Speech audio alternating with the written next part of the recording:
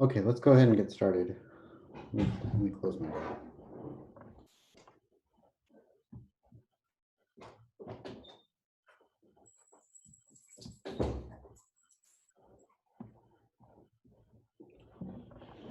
Okay. Okay, so I want to go over what I just posted on Canvas about an hour ago. Um, it's called Hypothesis Test and Review. I want to make sure that we have time to go over this. I feel that it's more important that this be a priority to go over than part 2 review at this point. Um, you know, I want to make sure that we have time for both of them. But if I have to cut something out, then it's going to have to be the later portion of the part 2 review, because most of that you should be able to do on the calculator anyway. And I just want to make sure that we have the calculator stuff down uh, in preparation for the exam. Okay, so this is just going to be hopefully short 12 questions that we can go through. That basically is just calculator. It's all calculator focused. Okay. Okay, so let's go through number 1 here. It says, to help consumers assess the risk they are taking, the Food and Drug Administration publishes the amount of nicotine found in all commercial brands of cigarettes. A new cigarette has recently been marketed. The FDA test the cigarette gave the mean nicotine content of 26.4 milligrams with a standard deviation of 2.0 milligrams for a sample of 90 cigarettes. Construct a 95% confidence interval to estimate the true mean of the content. So 95%, and we want this to be a confidence interval. Okay, so this is strictly a calculator problem. And so we're going to go to do a mean interval. Well, what's a mean interval? Well, that's a t-interval. So we're going to go to tests, and we're going to go down to where it says t-interval. I believe that's 8. Okay, and we're going to use the stats that they give us. They tell us that the mean was 26.4. The standard deviation was 2.0. And the sample size was 90. The confidence level is 0.95. And I want to hit calculate. And it gives me an interval of 25.981 and 26.819. Okay. That means that I am 95% confident that the true mean is somewhere between these two numbers. Okay, the true mean. Okay, that's what we're estimating. We're estimating the true mean for the nicotine content. Okay. Okay, so get rid of this. So here's kind of what I should have gotten. Okay, erase this. Okay, when I do the problem. So T interval is what we're looking for. X bar is 26.4, S is 2.0, N is 90, and the confidence level is 0.95 for a total of 25.981. Okay. Okay, let's try the next one here. Company is interested in estimating mu, the mean number of sick days taken by all of its employees. The firm statistician selects a random 65 personnel files and notes the number of sick days taken by each. The sample has a mean of 12.2 and a standard deviation of 10 days. Estimate mu with a 90% confidence interval. So it's basically the same thing that we did before. Another confidence interval, another t interval. So let's go and do a t interval on means. Okay, for number 8 here, t interval. Okay, and it says that the mean was 12.2 days. The standard deviation is huge, it's 10 days. Okay, some people took a few days and some people took a lot of days. Okay, the number of people in the sample was 65, and this time we want a 90% confidence interval. And I'm going to calculate that. And it's between 10.13 and 14.27. 10.13 and 14.27. Yep, that's correct. Okay. Okay, find the z-score. Okay, find the z-score for the 75th percentile. Okay, so the 75th percentile z-score, oops, not into shape. Let's get off of that. Just want to draw. Erase that. Okay, 70. Whoa, you're making me mad. You don't want to make me angry. You're not going to like me angry. Get off into shape. Get off into shape. Go away. There you go. Okay, finally. Okay, we want the 75th percentile. That means that everything here is 0.75. So how am I going to find the z-score for the 75th percentile? Well, I'm going to use inverse norm.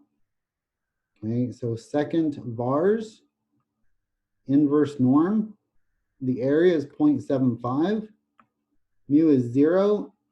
And sigma is 1 because we want a z-score. And it's 0.674, I believe.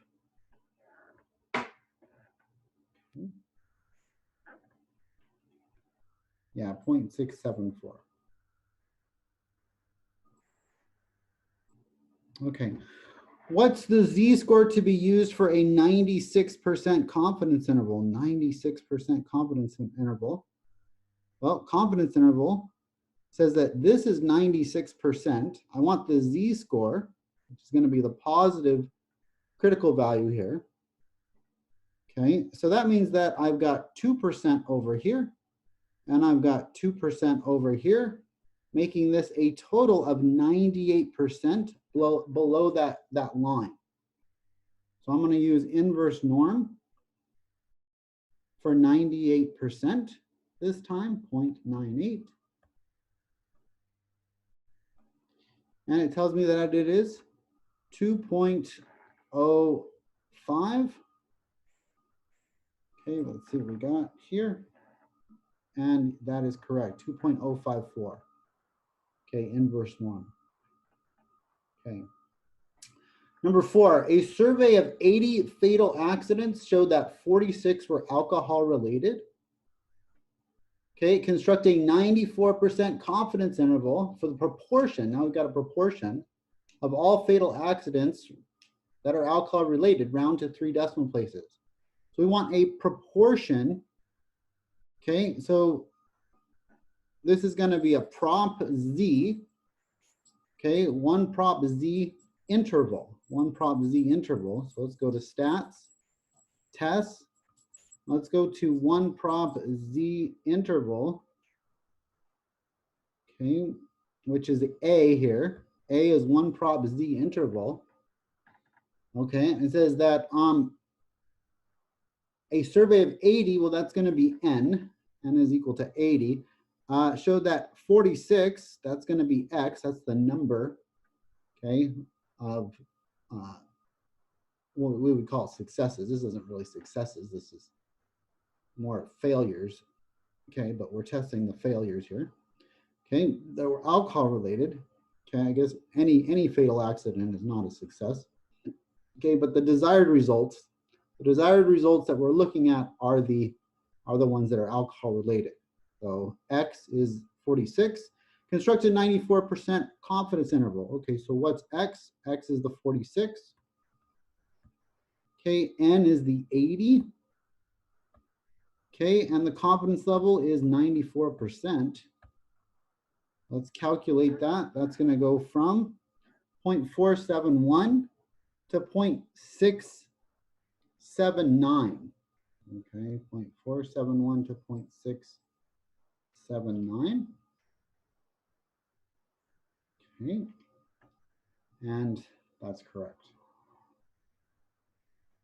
Okay, state the null and alternative hypotheses indicating which is the claim being tested. Okay, the lifespan of a television is at least 7 years. So what's being tested here, mean or proportion? Okay, the lifespan of a television is at least 7 years. That's going to be the mean. Okay, so HO is that the mean mu is equal to 7. Okay, the alternative is that's going to be less than 7. Okay, so let's see what we got. Or sorry, it's the greater than 7. It's more than 7. Yeah. So alternative is mu equals 7, and or sorry, the null is mu equals 7, and the alternative is greater than 7. Okay, because it's at least 7 years, which means 7 or more. Okay, that's the claim. Okay, the time spent on homework for A students is significantly different from 30 minutes. Okay, it's significantly different. So significantly different, that's going to be a not equal to symbol. Okay, so that's going to be mu again. Okay, so mu equal to 30 is going to be my null. Not equal to 30 is going to be my, not equal to 30 is going to be my alternative. Okay, the majority of Americans cannot name the capital of Burma. Well, what's majority mean? Majority is greater than, okay, majority is greater than 50%. Okay, or 0.50. That's what a majority means. It's greater than 50%. So that's the claim. Well, the claim, because it's not an equal sign, that's going to be my alternative. So what is my null? My null is that the proportion, okay, here is going to be equal to 50%. My alternative is going to be that the proportion is greater than 50%, which is a majority. Okay, simple majority. If I can find the, oh, there it is. It's up here. Go away. I covered it with my majority. Go away. Go away. There we go. Boom. Okay.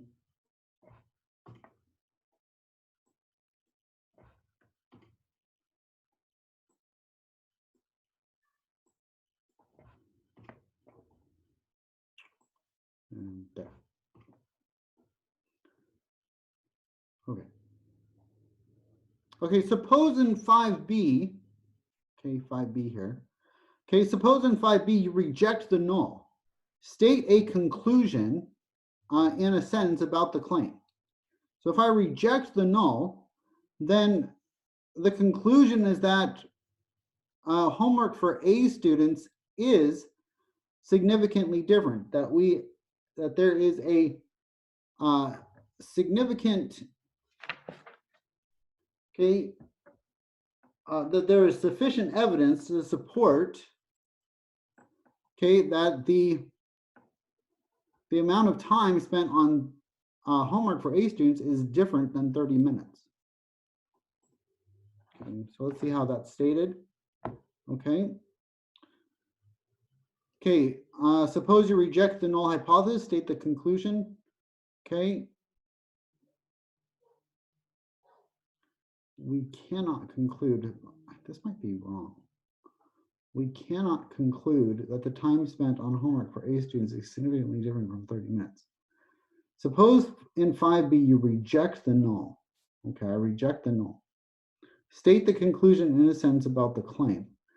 The time spent on homework for A students is significantly different. That's the claim. Okay.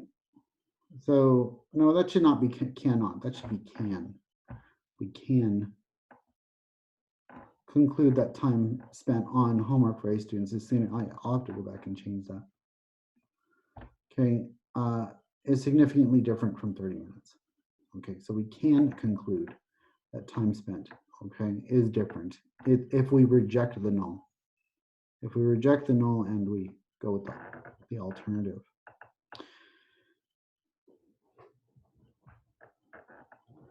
Okay, number 7, calculate the p-value for each of the following statistic. Okay, for mu, that's a t value. Okay, and so what's the what's the p-value? This is going to be a t-score. Okay, so the t-score is equal to negative 2.73. Okay, and the same with B we're going to be doing the same thing. In order to find out where that is on the t distribution, negative 2.73, we're going to look for the probability that we go up to that value. Well, this is a t-CDF, okay? Instead of a normal CDF, it's a t-CDF, because normal is for z's, this is for t's. Okay, so this is a t-CDF, so we're going to go second vars, okay, t-CDF. Okay, the lower is negative infinity, the upper is negative 2.73. They want the degrees of freedom. So if the number in the sample is 20, then the degrees of freedom is equal to 19. It's 1 minus the sample. So we're going to go 19 here. Okay, and hit paste, and we get 0.006. 0066, does that correspond to what we have? Okay, yeah, 0.007. Okay, they're rounding to the nearest thousandth there. Okay. Okay, for the next one, same thing. It's a t-score that we're looking at. So this is negative 1.18. Okay, I can just go and do the exact same thing we did before. Oops, go to second vars. Okay, a t-CDF. Okay, negative infinity to negative 1.18. 1.18. And I want to go, and the degrees of freedom this time is 74.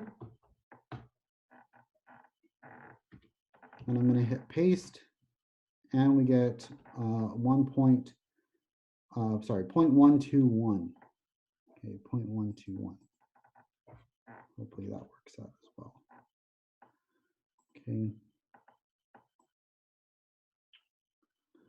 Okay, oh, they're looking for the p-value. Okay, so the p-value, in this case, because it's not equal to, we have to actually double it. Okay, so let me show you why we have to double it. Why it's times 2. Because it's not one-sided, it's double-sided.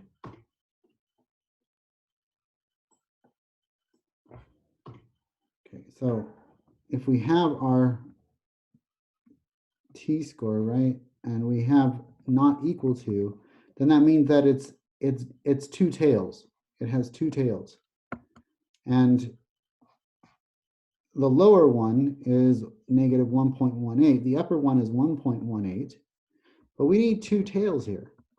So if I just do the t-CDF up to the negative 1.18, that gives me 0.121.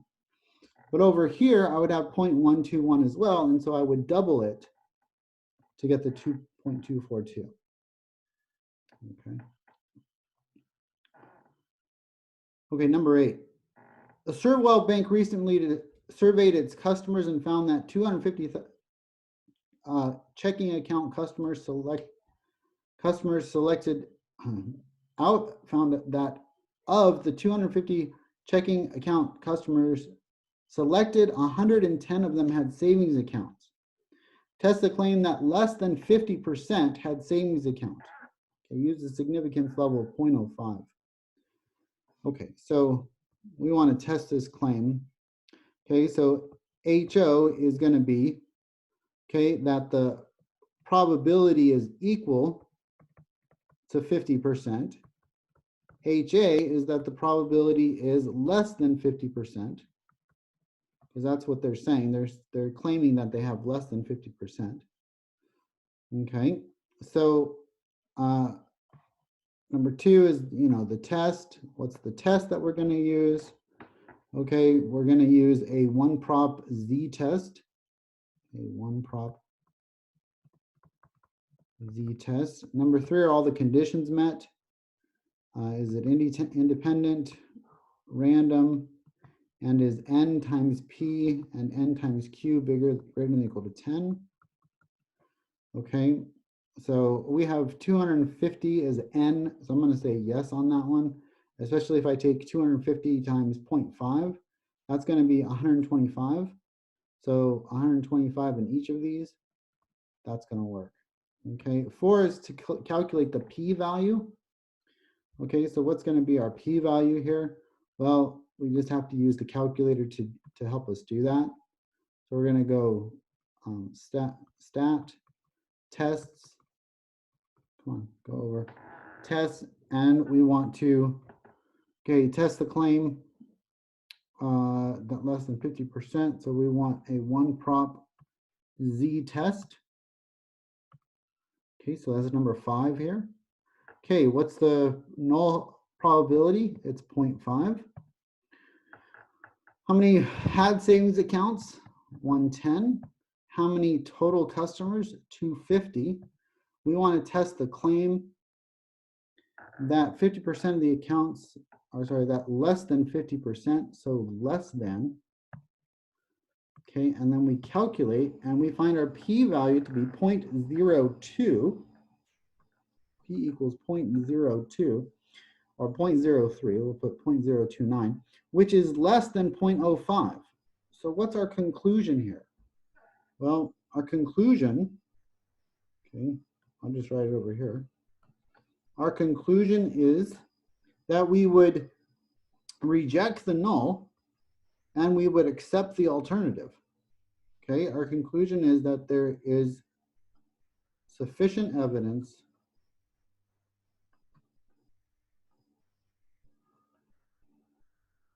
to support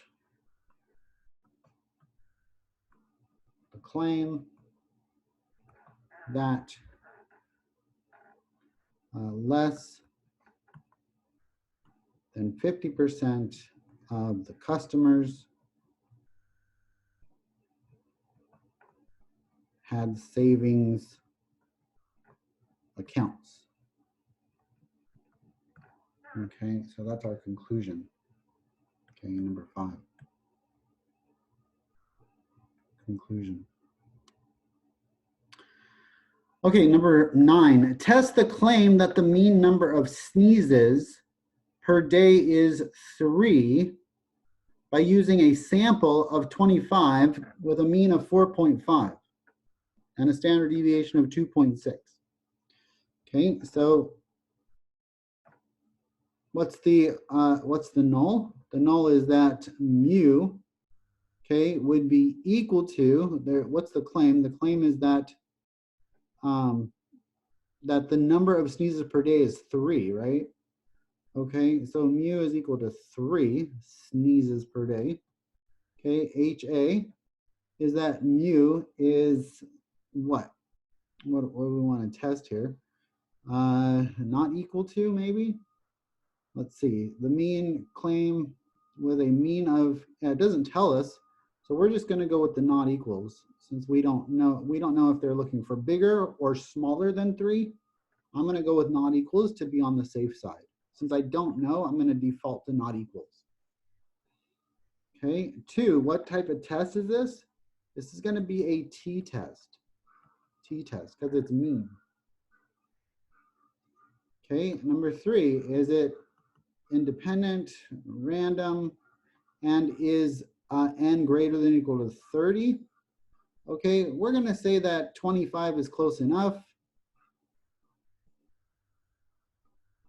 Okay, and so we're okay there. Okay, 4, we're going to find the p-value. Okay, so we're going to go to the calculator on that one. Okay, so stat test, and this is going to be a t-test. Okay, so what is mu sub 0? That's 3 sneezes. What is x bar? Okay, so what's x bar in this case? The average that we got was 4.5. What's the standard deviation? 2.6. And how many people in the survey? There was 25. And we're going to go with not equals. Okay, not equals. So let me just make sure I plug that in correctly. 3, 4.5, 2.6, 25, and not equals. Yes, let's calculate that. P-value is 0.008, very small, which is less than 0.05. So what does that mean that we're going to do? It means, once again, we reject the null and we accept the alternative. Okay, what is the alternative? The alternative is that there is evidence to support the mean number of sneezes is not 3 per day. Okay, not 3 per day. Okay. Okay, give the conclusion in a sentence addressing the claim that the time of day spent on transportation is at least 5%. Okay, so here they say that the proportion of the day is 5%. We're saying the alternative is less than 5%.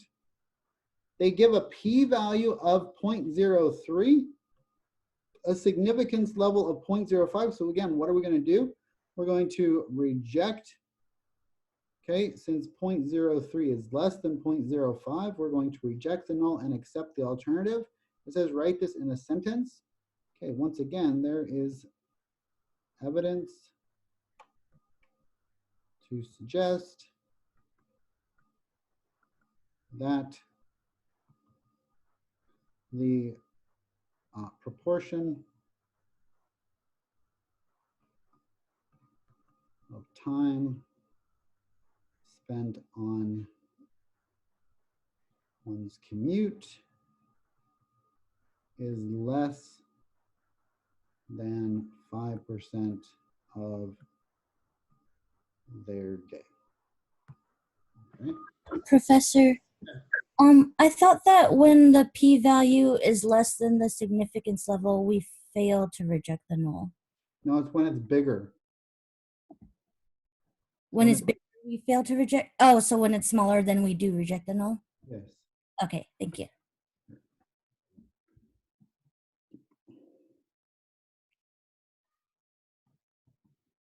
Okay. Okay, let's head into these last three here. Okay. Survey was done for the weights of 12-ounce potato chip bags. Sample of 60 bags. There was a mean of 11.97 ounces with standard deviation of 0.05 ounces. Test the claim that the mean was less than 12 ounces.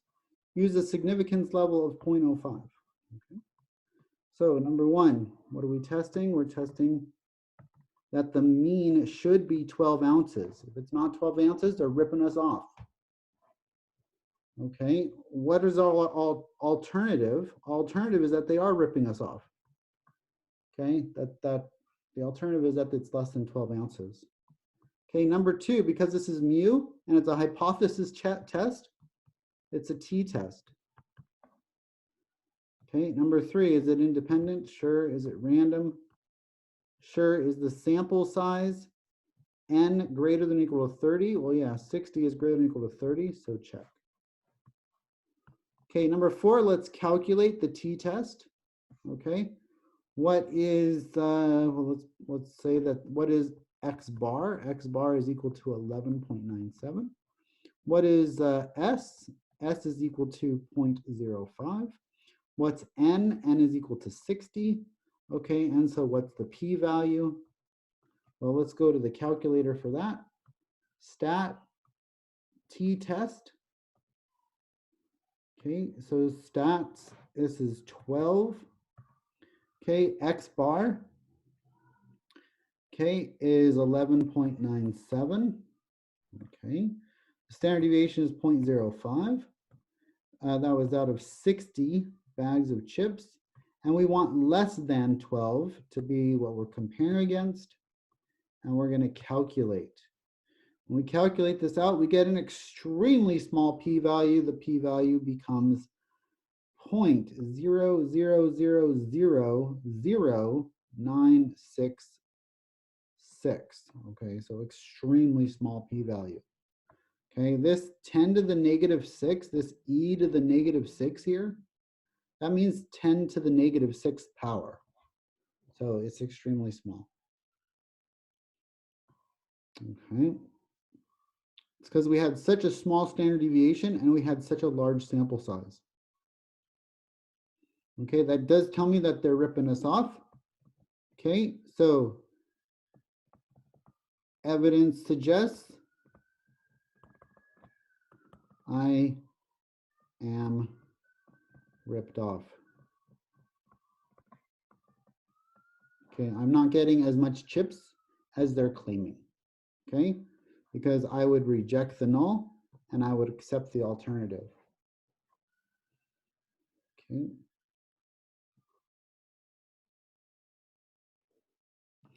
Okay, number 12, the sample proportion from group A consisting of 100 items is 0.39. So this is sample proportion. So that should key me off to say, hey, I'm probably going to use a prop test on this one. But it also tells me that I have groups A and I have group B, right? Group A and group B. So, oops, let's undo that. Can I undo that? Undo, undo. There we go.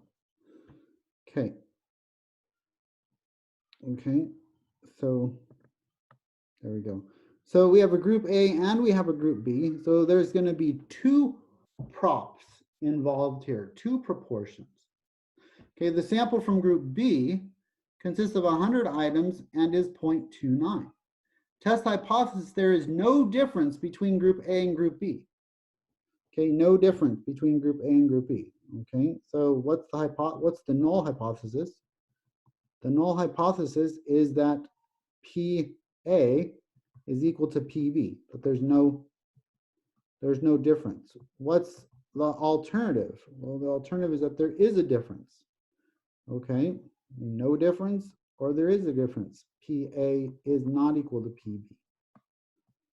Okay, number 2. Okay, this is going to be a sample prop test. Okay, 2 sample proportion test. Okay, z-test, I think. Okay, number 3, independent, sure, random.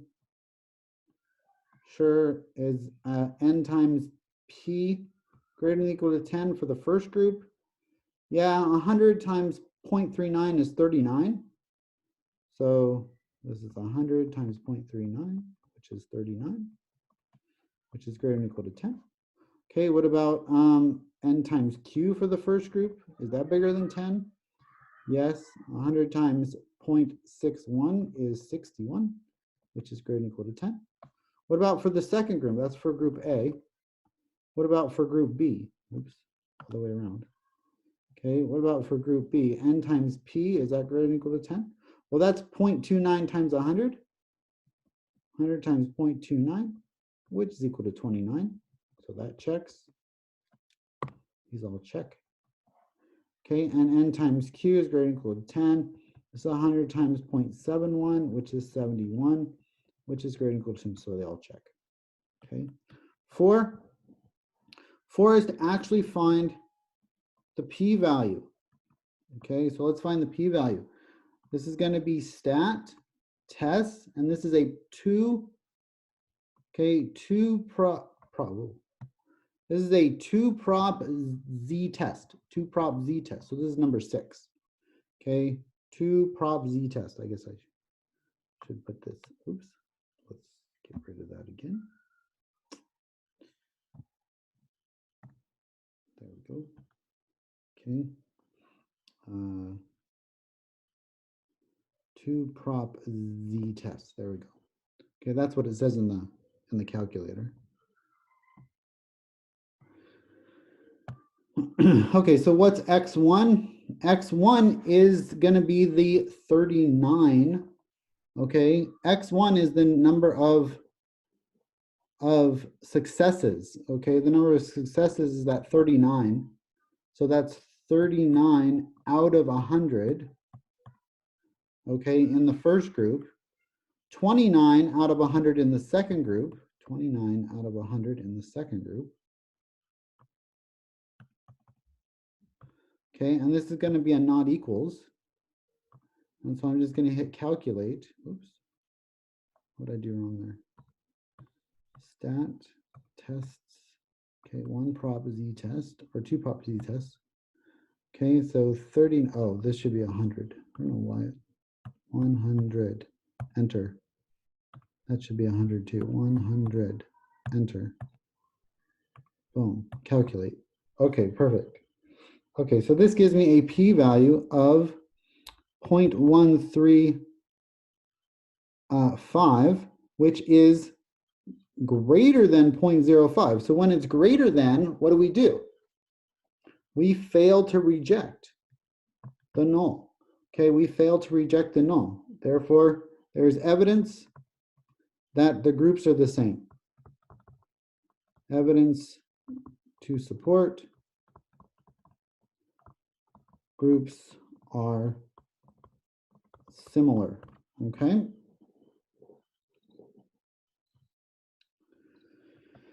Okay, number 13. The sample mean from group A,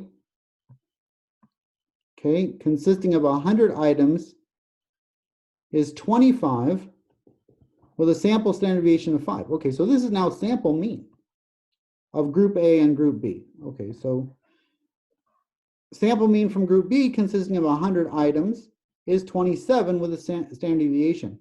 Test hypothesis, there is no difference between the two groups. So now we're going to do the exact same thing, but we're doing it with means now. Okay, so two samples with means.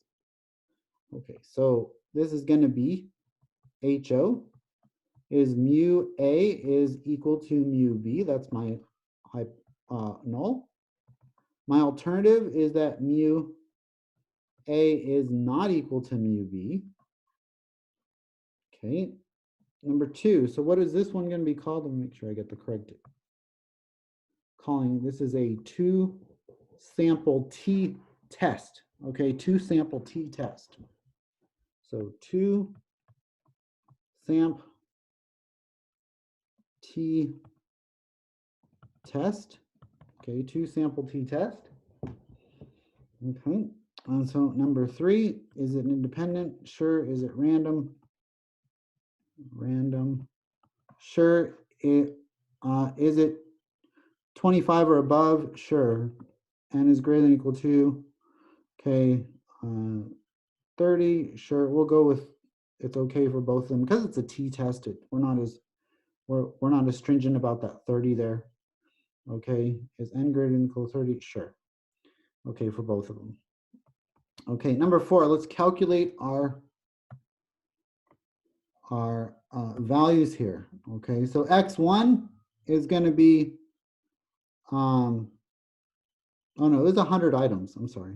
They're both 100 items.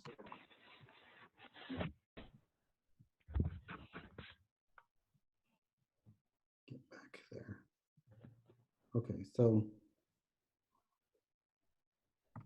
don't want to do that either. Okay, so n is greater than or equal to 30, yes, because n equals 100 in group A and n equals 100 in group B. So greater than 30. Check. Okay, so what's x? X is going to be 25 in the first group. What's the standard deviation? 5. What's the number of items? 100. Okay, what's x2? X2 is 27. What's the standard deviation? It's 4. Okay, and we want not equals 2. That's correct. Okay, pooled. No, we don't want pooled. And then we want to hit calculate. Okay, so what's the p-value? The p-value is equal to 0.002, okay, which is less than 0.05. So if it's less than, then what do we say? Do we accept the null or do we reject the null? We reject the null and we accept the alternative. The alternative is that they're not equal to. So number 5 is that there is sufficient evidence to suggest that there's sufficient evidence to suggest that that there is a difference between group A and group B. Okay. Okay, so again, I wanted to make sure that we had time to go over the calculator stuff, because this is going to be 5 of the problems. 5 of the problems at the very end, you're going to do 1 through 5, just like this at the very end. I want to make sure we had time to go over this. Okay, I also gave you the key to this thing as well. Okay, let's go on to part 2 of the review. At this point, we may get through all of this, we may not get through all of it. The first half is really just theoretical. The second half is computing stuff, but I may skip over some of it, since on the exam, you're not going to be computing stuff by hand. You're going to be computing stuff on the calculator. Okay.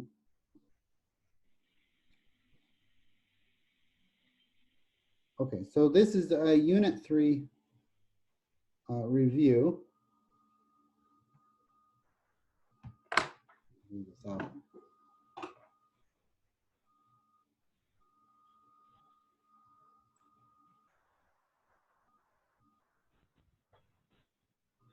Oh, sorry, this is Exam 3 review part 2. Okay, Exam 3 review part 2. Okay, write the symbols. Okay, write the symbols for each term. Okay, the mean of the population mean. Well, what's population mean? That's mu. Okay, the mean of a sample. What's the mean of a sample? That's X bar. What's the population proportion? That's P, not to be confused with the P value. What's the sample proportion? That's P hat. P hat. What's the standard deviation of a population? Standard deviation of population, that's sigma. Sigma. What's the standard deviation of the sample? That's S. Okay, or sometimes referred to as S of X. Okay, what is the mean for the sampling distribution of sample means? The mean for the sampling distribution of sample means. Okay, that's mu of X bar. Okay, that's the mean for the sampling distribution of sample means. So if you see mu of X bar, that just means that it's mu of the sampling distribution of sample means, and this is where we get our T distribution from. Distribution. Okay, the mean for the sampling distribution of sample proportions, okay, that's mu of P hat, sample proportions, and this is our Z distribution, or our normal distribution also. Normal distribution. Let me mute everybody here.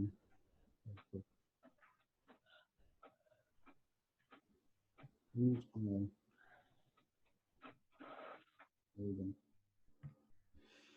Okay, I, standard deviation or the standard error for the means. What's the standard error for the means? Okay, standard error for the means is sigma of X bar. Okay, that's the symbol, sigma X bar. Okay, that's the standard deviation for the sample means. What's the standard deviation for the sample proportions? That's sigma of P hat. What's the sample size? That's easy, that's N. And what's the number of successes when calculating the sample proportion? That's X. Number of successes is X.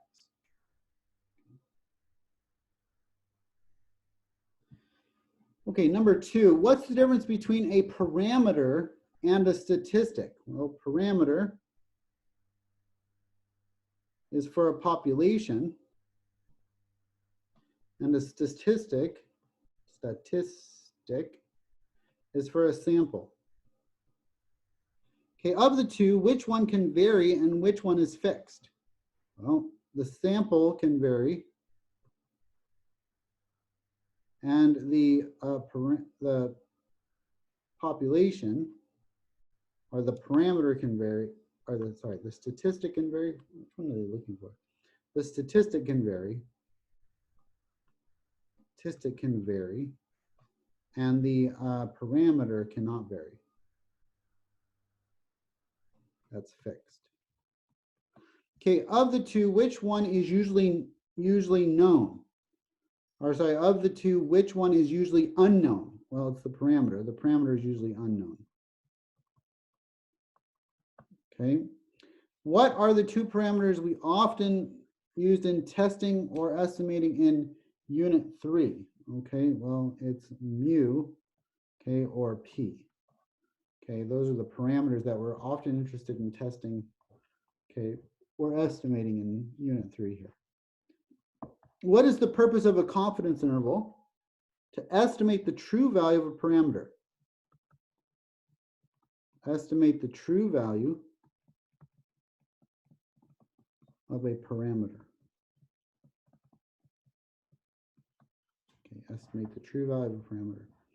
What is the purpose of a hypothesis test? Okay, to test a claim about a parameter. Test a claim about a parameter. What is the definition of p-value?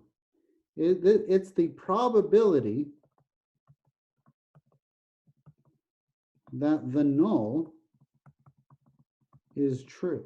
Okay, it's the probability that the null is true. Okay, I might go with a picture on this one, right? Because the null is in the middle here. This is the null. Okay, that's the null. And what's the p-value? The p-value is the probability, okay, that how far you are from the null. Okay, it's a probability that the null is true. Well, if you're right on the, if you're right next to it, then you don't, then you're boom right there. Okay, but it's a probability that the null is true. Okay, how far away from the null you are. What does the standardized test statistic of hypothesis test tell us? What does the standardized test statistic, okay, so we're standardizing this, right? Standardizing it. Well, anything that's standardized, let me get rid of this guy real quick. Anything that's standardized tells me that it's standard normal, which means that it's probably a z-score, right? Okay, z-score is a standardized score, and that tells me how many standard deviations I am away, okay, from the claimed value. Again, say that this is mu null. Okay, how far away am I with my x bar? Okay, right? How far away? How many standard deviations am I from the mean? From the, this is the claim, and this is the observed, right? So it's the number of standard deviations away the observed is from the claim. Oops. Come on, go away. Claimed parameter. Okay. What does it mean to be 90% confident? Okay, that means 90%.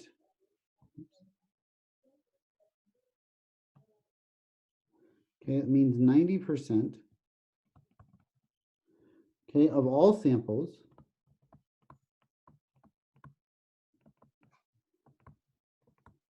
contain the true parameter.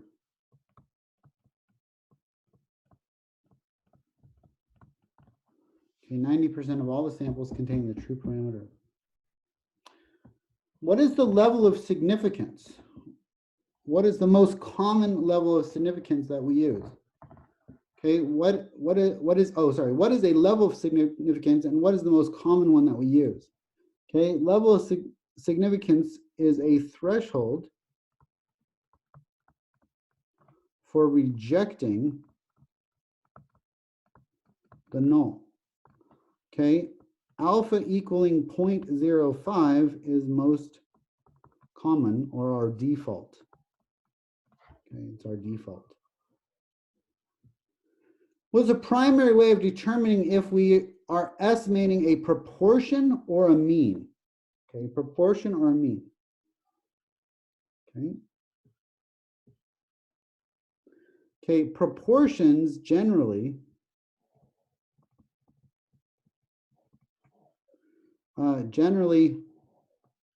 are categorical. Okay, it's like, 5 out of 10 dentists prefer Crest. Well, Crest is not a numerical or quantitative value. Crest is a type of toothpaste. And so proportions are categories. Okay, that 5 out of 10 is like, 5 out of 10 people think blah, blah, blah, whatever. Okay, that's a category. Okay, it's not numerical. Okay, means are generally numerical. Okay, boys tend to be 3 inches greater than girls on average. Okay, it's probably not true in middle school. Okay, whatever. It's usually numerical. Okay, or quantitative. Okay, as opposed to qualitative.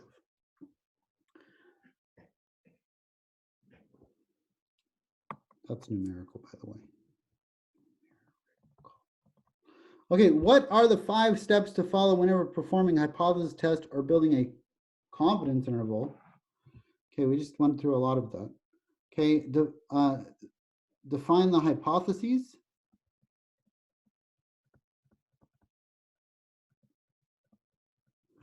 Okay, number 2. Okay, state the test. Number 3, check the requirements.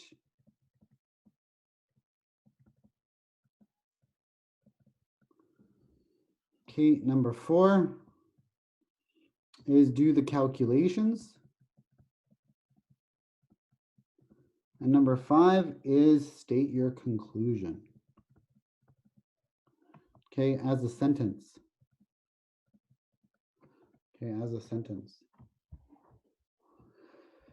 Okay, how do we check large enough requirements for proportions?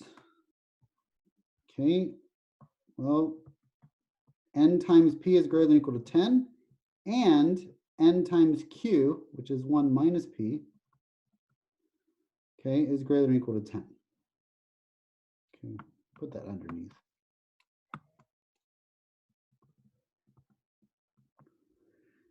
Okay, how do we check large enough requirements for means? Okay, usually n is greater than or equal to 30. Okay, I might lower that to 25, that would be fine. Okay, say that it's less than 25, it's fine. Okay. Okay, how do we know when to use the Z method versus T method? Okay, so Z is for proportions, or when sigma is known. Okay, T is otherwise, is for means, and sigma is unknown. Okay, so T is means and sigma is unknown.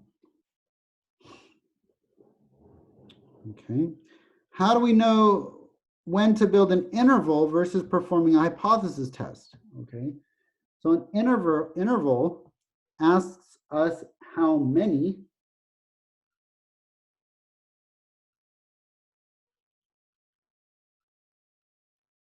we're looking for a value. An interval, we're looking for a value, okay, how many or how much, okay, a test, a hypothesis test, we're comparing a claim. We're comparing to a claimed value. Okay, the interval, we don't have a claimed value. We're looking for the value. Okay, we just have statistics. Okay, what does the critical value of a confidence interval represent, and how do you find it? Okay, critical value of a confidence interval. Okay, so critical value of a confidence interval. Okay, the critical value, okay, which is our Z star or our T star. It's either Z star or T star. Okay, that critical value is found by the number of standard deviations away from the parameter that we're looking for. Okay, the parameter. Okay, number 14. How do you build a confidence interval when you have the point estimate and margin of error? Okay, so point estimate is just going to be our mu or our p. So it's the point estimate. Let me do it like this. The point estimate plus or minus the margin of error. Okay, and what does that look like? Okay, what is the point estimate used for estimating the population proportion P? Well, for proportion, okay, it's P hat plus or minus Z star times the square root of PQ over N. That's for proportions. The P hat is our point estimate, and our Z star, okay, our Z star times the square root of P over Q, PQ over N, that's our margin of error. Our standard error is the PQ over N square root. For means, okay, this is going to be X bar plus or minus T star for means, and then it's S over the square root of N. So our point estimate is X bar, T star, S over square root of N. Okay, fill in the blank correctly, appropriately. Since the p-value is less than 0.05, so if p-value is less than 0.05, so p-value is less than 0.05, what are we going to do?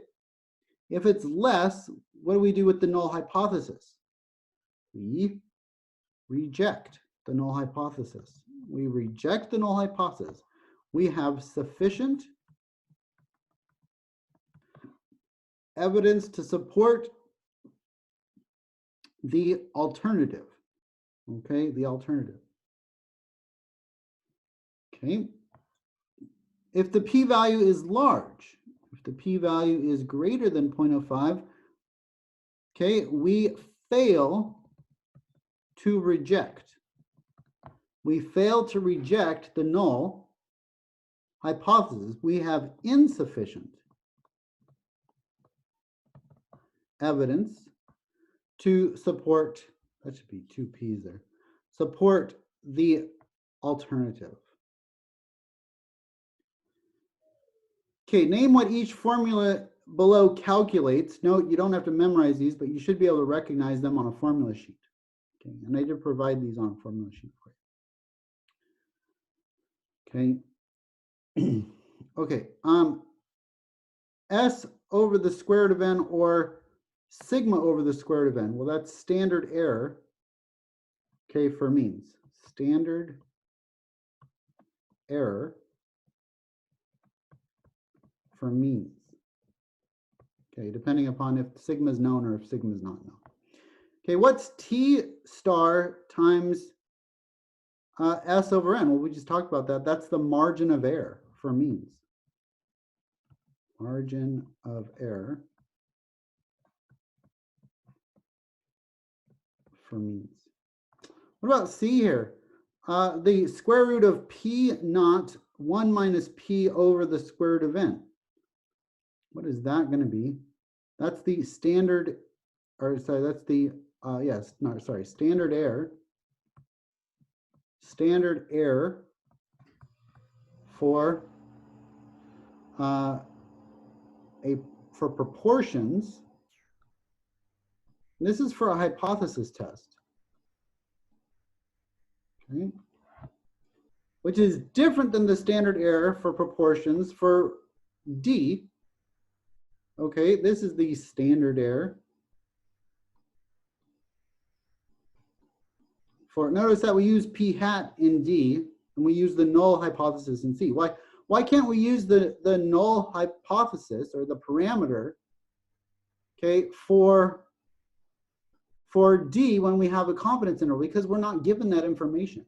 We're only given P hat for a confidence interval. So this is for proportions, but this is a confidence interval, okay, instead of a hypothesis test. Okay, E, what's E going to be? Well, this is the margin of error. Okay, margin of error. And once again, only the confidence interval have margins of error. So this is margin of error for proportions. Okay, what about this one, F? F is Z star E, that's the error, margin of error, times 0.25. Well, this is the minimum number, or sorry, we'll say sample size, minimum sample size for a given error. And this is for proportions, given proportion error. Okay, for a given proportion error. Proportion, we'll say margin, so we know which error we're talking about, margin of error. Okay, what about the next one? That's the minimum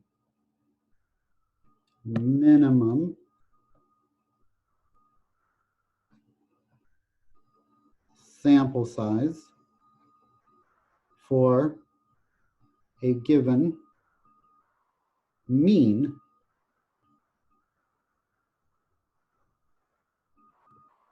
margin of error. Okay, and you always round up for these. Okay, always round up. Okay, always round up.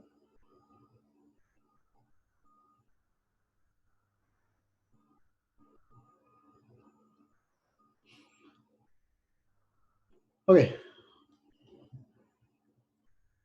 So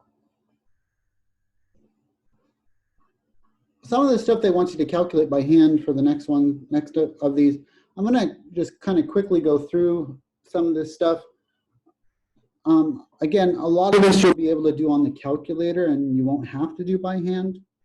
But I'll just quickly go through these next 8.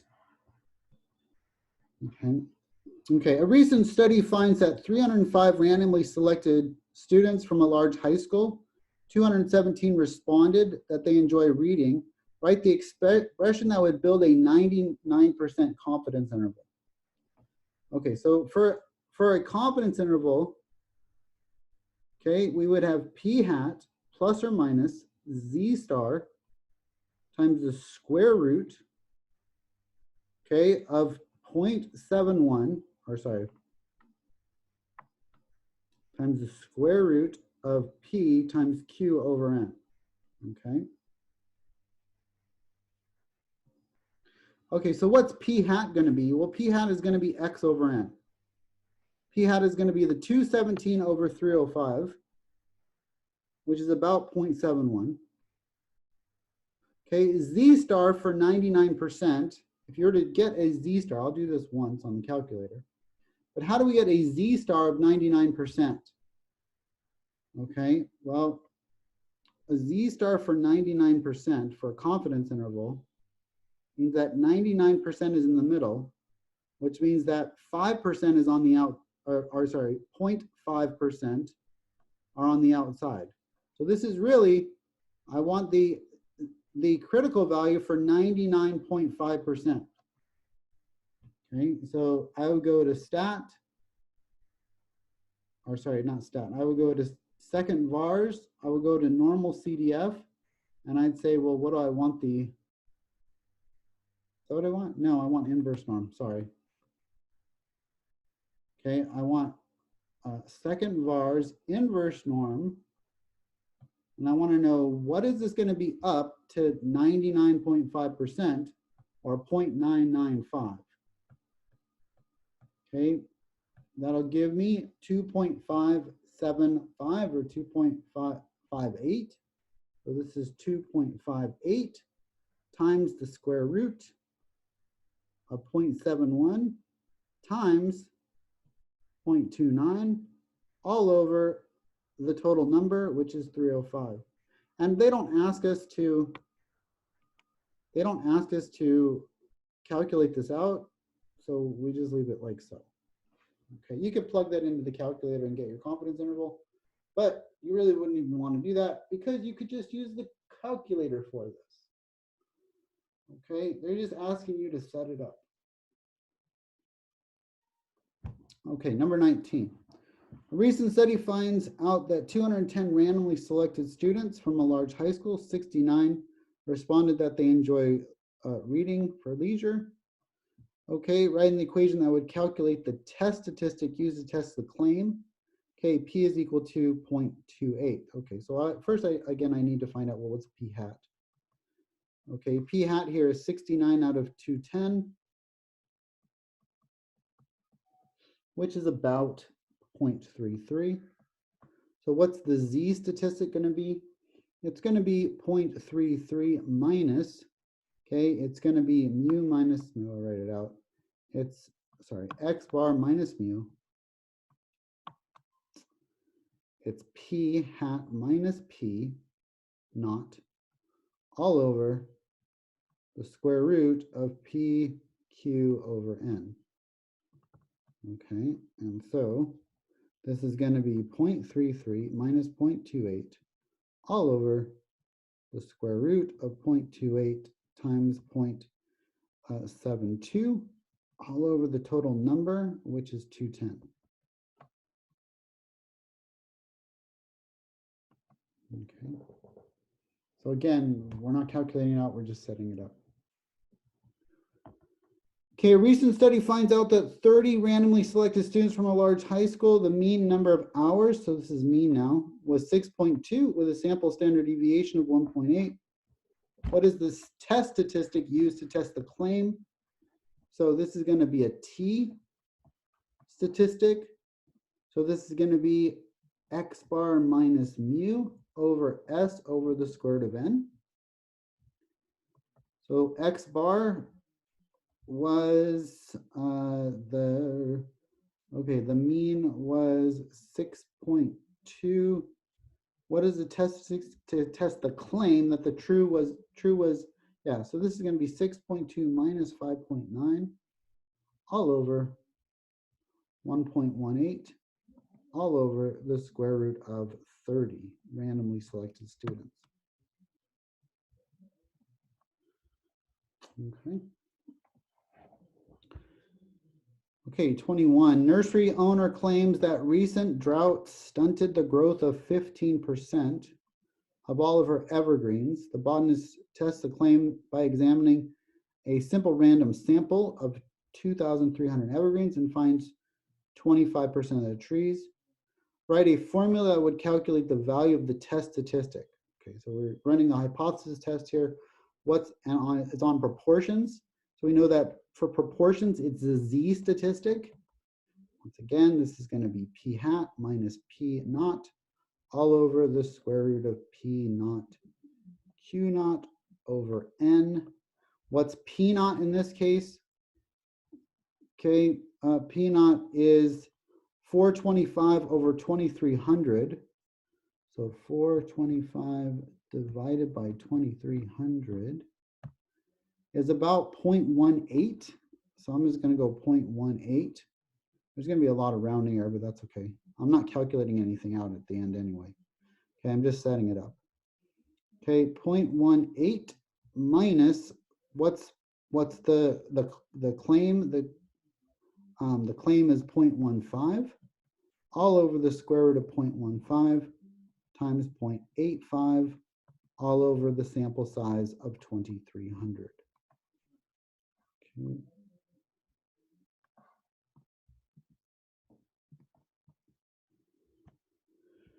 Okay, 22. A recent study finds that out of 30 randomly selected students from a large high school, the mean number of hours studied per week is 6.3 with a standard deviation of 1.5, right? The expression that would build a 90% confidence interval. Okay, so this is going to be T, okay, a T distribution because it's mean. Okay, and so we would need TCDF in this case to get us our T star. I want our T star here, T star. Okay, the T star for a 90% confidence interval. So it's got to be 90% here, which means that I've got 5% here and I've got 5% here. So in order to calculate that T star, okay, T star, I've got to do 95%. Okay, so this is going to be second vars. Let's go to TCDF because it's means. And we're going to go to the upper, which is now 95%. Degrees of freedom, how many in the study? It was 30, so that's going to be 29 degrees of freedom. Paste, and that comes out to 0.825. All right. No. I don't want TCDF. I want inverse T. I did this wrong. My bad. I want inverse T. Inverse T. Sorry. Okay, let's redo this. Inverse T. I don't want TCDF. Okay, inverse T. What's the area that I want? This is what I want. What's the area that I want? I want the area to be 95%, 0.95. What's the degrees of freedom that I want? 29. Paste. Okay, that's more like it. I'm looking at 1.7. T star is 1.7. So what I'm going to do, I'm going to say that this is 6.3 plus or minus. Okay, so it's going to be my X bar plus or minus my T star, which is 1.7, times S, which is 1.45, all over the square root of N, which is 30. Okay, so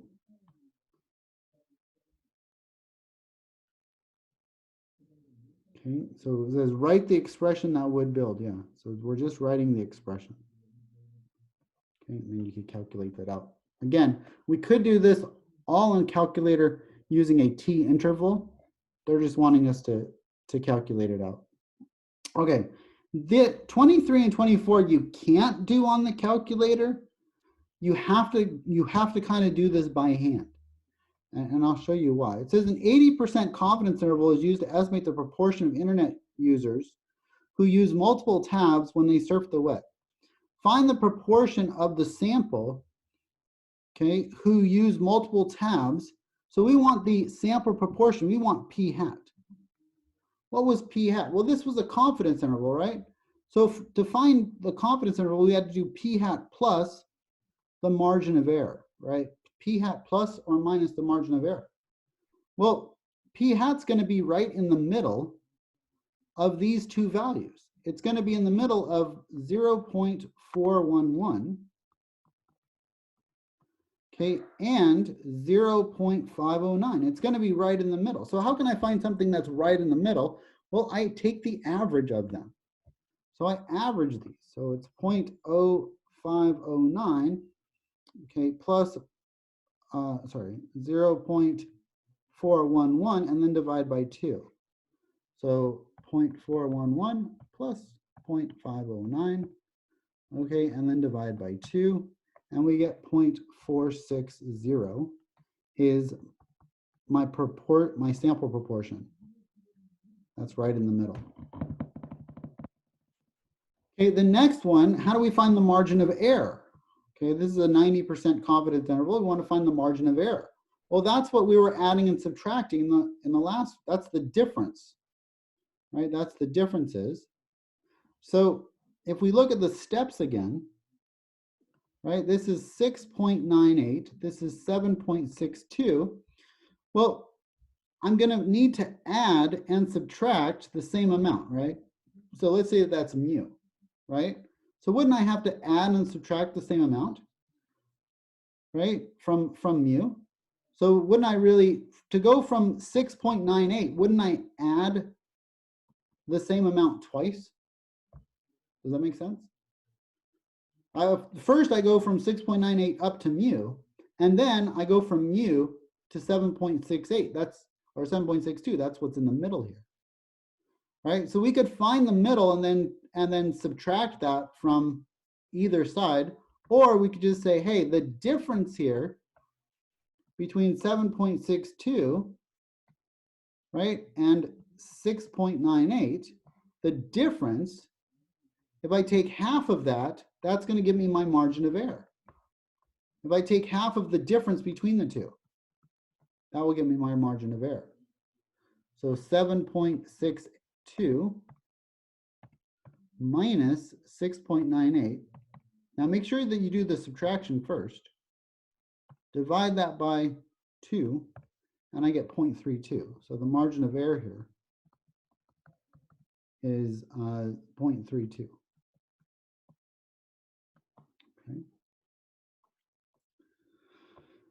Okay. Okay, number 25. A study of 200 students at a local college found the sample drank a mean amount of 212 milligrams per day. A study reported a margin of error of 18 milligrams with a 95% confidence when estimating the true mean. Find the upper and lower bounds of the confidence interval. Okay. So find the upper and lower bounds of the confidence interval. They reported a margin of error of 18. Well, they're already giving us the margin of error. We don't have to calculate the margin of error. They're already giving us the margin of error. So this would just be 212 plus the margin of error and 212 minus the margin of error. Okay, so it's just going to be my point estimate plus the margin of error, and point estimate minus the margin of error. It's going to be X bar plus and minus the margin of error. Okay, what's the margin of error in this case?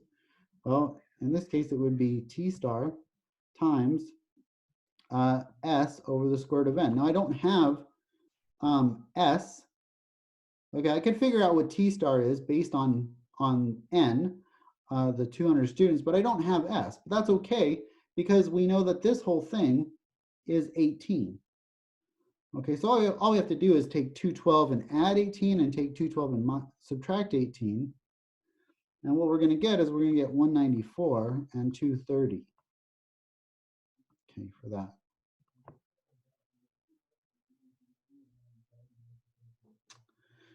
Okay, scientist is studying the effect that classical music has on students. Okay, students studying for statistics test. She chooses a random sample of statistics students and forces them to study in a room playing classical music. Another random sample of students are put in a silent room to study. After gathering results from the test, the scientist uses StatCrunch to obtain the following two sample t-tests. Summary, to test if classical music can raise students' test scores. She uses the null hypothesis that mean scores for both groups are equal. Okay, so the difference is mu1 minus mu2. Okay, right, an appropriate conclusion. Well, what would be the hypothesis, the hypotheses in this case?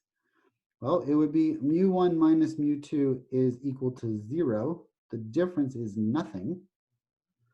Okay, what would be the alternative? The alternative is that there is a difference, that mu1 minus mu2 does not equal 0, that there is some sort of significant difference. Okay. Okay, the p-value is 0.07.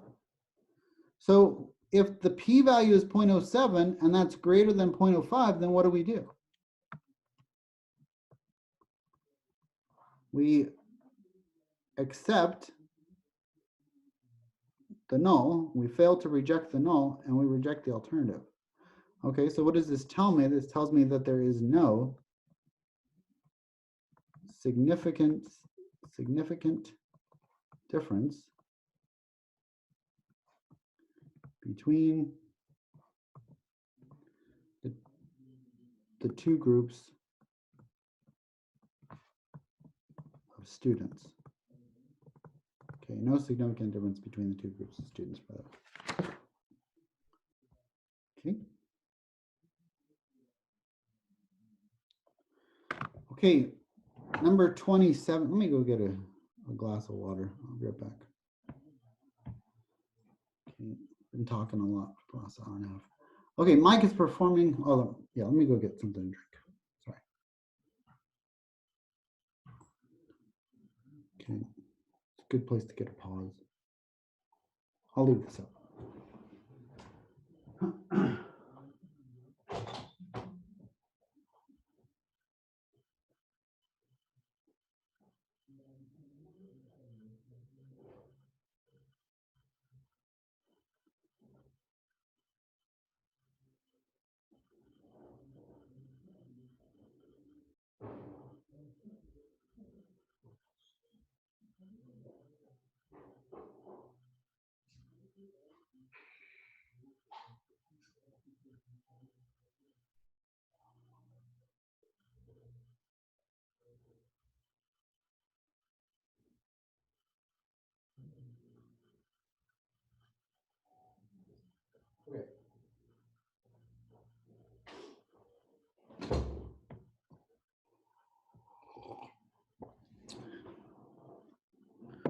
Okay, I'm back. Okay, Mike is performing a one-prob z-test to see if the proportion of classrooms at his high school is greater than 0.38. He randomly sampled 120 classroom students and finds the test statistic to be 1.35. Calculate the p-value. So here they give me the test statistic. Okay. And we want to calculate the p-value given the test statistic. So it's a proportion, it's a z-test. So we know that we have a z-value, okay, of 1.35. And so I'd like to know what the p-value is. Okay, p-value is. Okay. Okay. So we want to use normal CDF to get the p-value. So we're going to go on. We're going to go second vars, and then we're going to go normal CDF. Okay. And we're going to say from 1.35 to positive infinity. Okay. And they already do it. It's already z'd out. So let's do paste here. And it's 0.089. So the p-value is 0.089. The calculator there. Okay, Martin. Okay, Martin is performing a hypothesis test to see if the mean number of pages of the books in his library is greater than 440. He randomly sampled 60 books and finds an average of 483.74. This guy has way too much time on his hands. Okay, and the standard deviation of 154. Like, who cares? Martin, you gotta go outside, bro. Okay. Okay.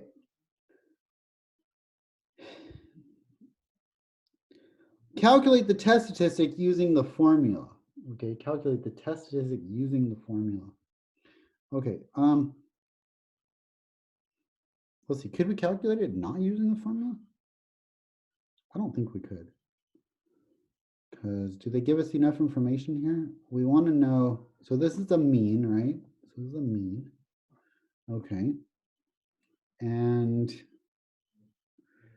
he finds these S is the standard deviation. So that we have S here. So I don't know. It might just be easier to do it by hand. So T is equal to X bar minus mu all over S over the square root of N, right? Okay, so again, I'm just thinking, can we do this through the hypothesis test? Okay. Let's do a t-test and see if we could do this with the t-test. What is it asking for? Nope, not a z-test. T-test. Do we have enough data to run this? He thinks that it's 440. It's greater than 440. Okay. We come out with an average of 483.74. Oops. 43.74 with a standard deviation of 154. Okay, and the number of books that he has is 60 books. 60 books, and we want this to be greater than, I think. The books is greater than 440. Yep, greater than. Let's calculate this thing out. And it tells me the T score is 2.2, which is exactly what it is. Okay, so you could have the calculator do, okay. So when we calculate this out by hand, it would look like this. It would look like 483.74 minus 440 all over 154 all over the square root of 60. Okay, and if you were to calculate that out, you get 2.20. Okay, which is what the calculator gave us. Okay, Crystal. Oh, Crystal. Okay, Crystal is performing an experiment on her kindergarten students. That's not, is that legal? I don't know. You shouldn't be experimenting on kindergartners. She assigns half of the students to play outside and half of them to play inside during recess. Oh, okay. After a week, she tests them on reading sight words to see if there was a difference in the mean number of sight words the students were able to recognize in 2 minutes. Okay. How would you write the null and alternative hypothesis? There's 2 different ways. So we're comparing group A to group B, right? And the number of sight words. Okay. So, okay, she tests them on the number of sight words. Okay. So that would be like an average number of sight words, I guess. So, so HO is that mu1 is equal to mu2. Okay. Oh, sorry, it's equal. It should be equals mu2. Okay, HA is that mu1 is not equal to mu2. It's a difference. Yeah, see if there is a difference, not a greater or less than mu2. Okay, what's the other way to write this? Well, it's HO is mu1 minus mu2 is equal to 0.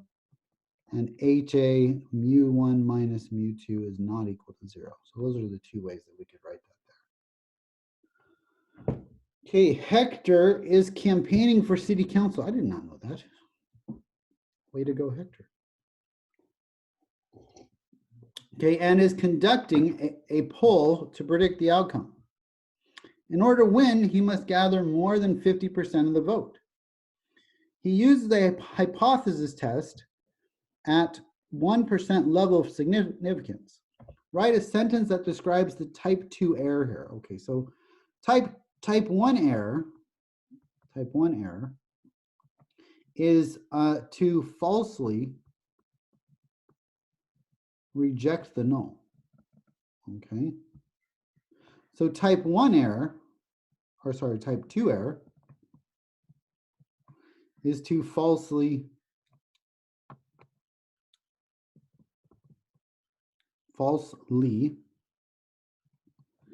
okay, fail to reject the null or falsely accept the alternative.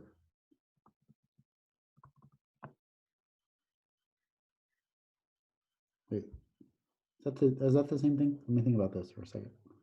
Okay, falsely reject the null. Okay. Okay, and then there's a falsely fail to reject the null. So we fail to reject the null, which means we would falsely reject, oh, type 2 error is to falsely reject the alternative. Reject alternative. Okay. Okay, so falsely reject the alternative. Yeah, that makes sense. So type 1 error is to falsely reject the null. Type 2 error is to falsely reject the alternative. Okay, so if we're falsely rejecting the alternative, okay, so what would be the null in this case? The null would be that he needs 50% to win. Okay, that would be the null. Okay, and so we would falsely accept the null, right? We would falsely accept the null. We would falsely reject the alternative, which means that we would falsely accept the null. Okay, we would falsely accept the null. Okay, that makes sense. Okay, so it says write a sentence that describes the type 2 error. Okay, so let me erase this. Write a sentence. So we're going to falsely accept that he gets 50% where what is the alternative going to be? What's HO? What's HA? HO is that P is equal to 0.5. HA is that he wins. In order to win, he must gather more than 50%. So yeah, the alternative is that he wins. Okay, he wins. Okay, the null is that he loses. Okay, so but that's false. But that's false. He actually won. We predicted that he lost. That's lost is our prediction. But he actually wins. So that's called a type 2 error. We predicted that he lost, but in reality, he actually wins. Okay. Okay, so we predict he loses when he actually wins. So that's the type 2 error there. Okay. So we would accept the alternative when or we would accept the null when it's wrong. Okay, number 31, Crystal is performing an experiment on her. We already know that Crystal is psycho and she wants to experiment on kindergartners. Okay, she assigns half the students to play. Yes, I get it. Okay. She finds a p-value of 0.06. Write the appropriate conclusion at the significance level of 0.10. So this is a significant level of 0.10. So 0.06 is less than 0.10. So what are we going to do? Yep, we're going to reject the null and we're going to accept the alternative. So what's the conclusion? The conclusion is that there is evidence, there is sufficient evidence to support the claim that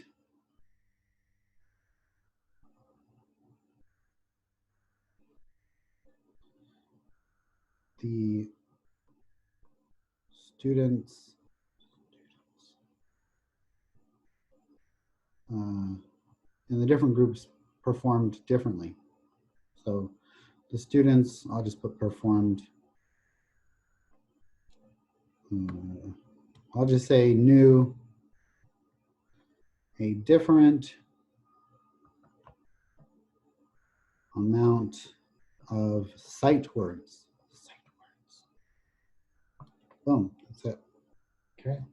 Number 32, practice, practice, practice the stuff that we went over at the beginning of class. So practice, practice, practice, the 5-step methods. You'll have 5 of those on the exam. Okay, at the very end, the rest of it's going to be multiple choice. Okay, the exam is in Canvas, and I'll see you on Thursday. Okay. I'm sorry, Professor, what was that again? What did you say? I'm sorry, I zoned out for a second. I said that you need to practice what we went over at the beginning of the class, that you're going to have 5 hypothesis tests on the exam. The exam will be in Canvas, and it will be on Thursday at 6 o'clock. And I will see you on Thursday. Thank you so much. Sure.